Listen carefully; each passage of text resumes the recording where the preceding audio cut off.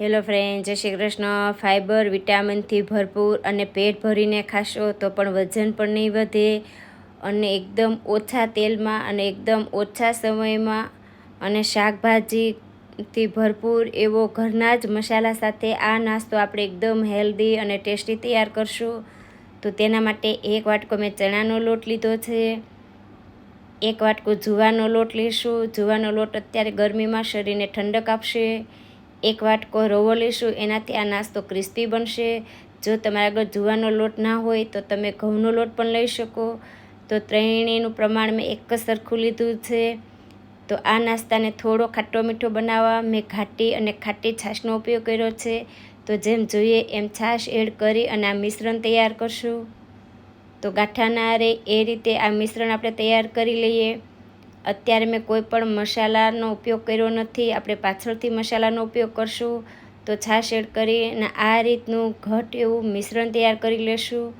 શાકભાજી આવશે એટલે આ મિશ્રણ થોડું ઢીલું બનશે, એના માટે અત્યારે આ મિશ્રણ થોડું ઘટ રાખી આ રીતે તૈયાર કરી ઢાંકી અને 15થી 20 મિનિટ માટે રહેવા દેશું.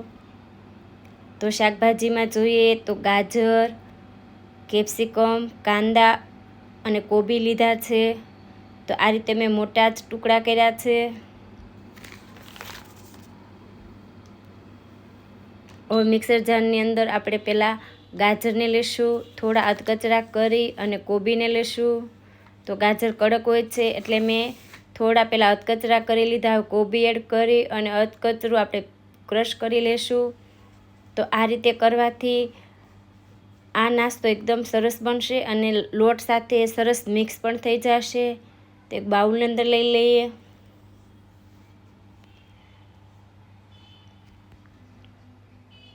હવે કાંદા અને કેપ્સિકમને પણ આપણે આ રીતે અધકચરા પીસી લેશું. તો તમે આની અંદર બીજા કોઈ પણ શાકભાજી વધારે અથવા ઓછા લઈ શકો. ટામેટાના ટુકડા, લીલા ધાણા, પાલક અને મેથી પણ લીધા છે. 1 વાટકી જેટલા સફેદ તલ, સ્વાદ અનુસાર મીઠું, હિંગ, હળદર, ધાણા જીરું અને થોડો ગરમ મસાલો, લાલ મરચું, આદુ, મરચી અને લસણને સાથે જ ક્રશ કરીને લીધા છે. તમે જેવું તીખું ખાતા હોય એ રીતે તમારે આદુ મરચાં એડ કરવાના. બરાબર મિક્સ કરી લેશું. તો શાકભાજીનું પ્રમાણ મેં ડબલ રાખ્યું છે. તમે આની અંદર બીજા કોઈ પણ શાકભાજી વધારે અથવા ઓછા એડ કરી શકો. તમારી આગળ જે શાકભાજી હોય તે તમે લઈ શકો.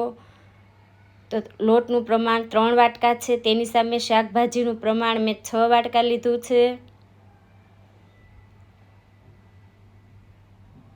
તો શાકભાજીની અંદર જે આપણે મિશ્રણ તૈયાર કર્યું છે એડ કરશું. બરાબર મિક્સ કરી લેશું. આ રીતે મિક્સ કરી અને જો તમને અત્યારે આ મિશ્રણ થોડું ઢીલું દેખાય તો રવો એડ કરી અને મિશ્રણને કડક કરી લેવાનું. અને આ મિશ્રણ કડક લાગે તો થોડી છાશ અથવા પાણી એડ કરી અને મિશ્રણને આ રીતે તૈયાર કરી લેશું.